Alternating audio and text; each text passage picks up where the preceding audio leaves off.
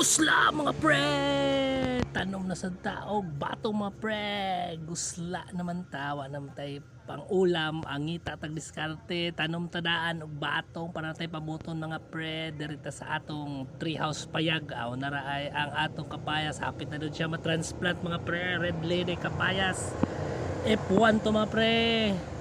Tagkuha ng pakiti ato 250 og diritas to isdaan init na sad mga preso go na sa tagtanom. Nara ang atong variety sa batong bag-o na sa klase mga pre atong itistingan kaning makisig F1. Tanaw na to ni grabe ba ni mamunga mga pre.